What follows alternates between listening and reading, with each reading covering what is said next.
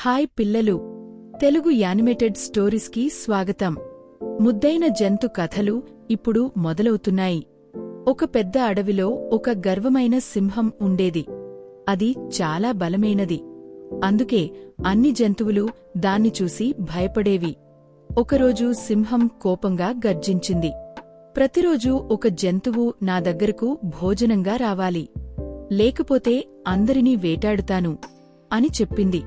అన్ని జంతువులు భయపడ్డాయి. అవి ఒక పెద్ద చెట్టు కింద సమావేశం అయ్యాయి.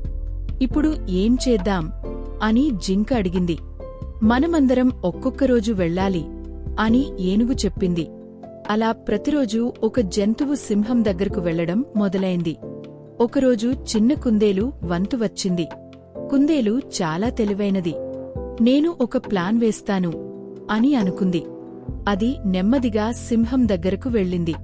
సింహం చాలా కోపంగా ఉంది. ఎందుకు ఆలస్యంగా వచ్చావు అని గర్జించింది. కుందేలు భయపడినట్టు నటిస్తూ చెప్పింది, మహారాజా, నేను వస్తుండగా ఇంకో సింహం నన్ను ఆపింది. ఈ అడవి నాది అని చెప్పింది. సింహం మరింత కోపంగా అయింది. ఎక్కడు ఉంది ఆ సింహం అని అడిగింది. కుందేలు చెప్పింది, మహారాజా, నాతో రండి, నేను చూపిస్తాను. అది సింహాన్ని ఒక పాత బావి దగ్గరకు తీసుకెళ్ళింది. అది లోపల ఉంది అని చెప్పింది. సింహం బావిలోకి చూసింది. నీళ్లలో తన ప్రతిబింబం కనిపించింది. అది మరో సింహమని అనుకుంది. కోపంతో గర్జించింది. నీళ్లలో కూడా గర్జన వినిపించింది.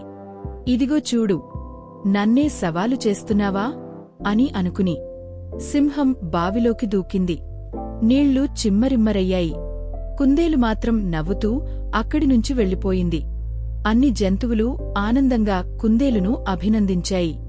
ఆ రోజునుంచి అడవిలో శాంతి వచ్చింది. పిల్లలు, బలం ఉన్నవాడు కాదు, బుద్ధి ఉన్నవాడే నిజమైన హీరో. పిల్లలు, ఈ కథ నచ్చిందా? ఇంకా ఇలాంటి ముద్దైన కథల కోసం మా ఛానల్కి సబ్స్క్రైబ్ చేయండి. బెల్ ఐకాన్ నొక్కడం మర్చిపోవద్దు. మీకు నచ్చిన జంతువు ఏది? కామెంట్లో చెప్పండి.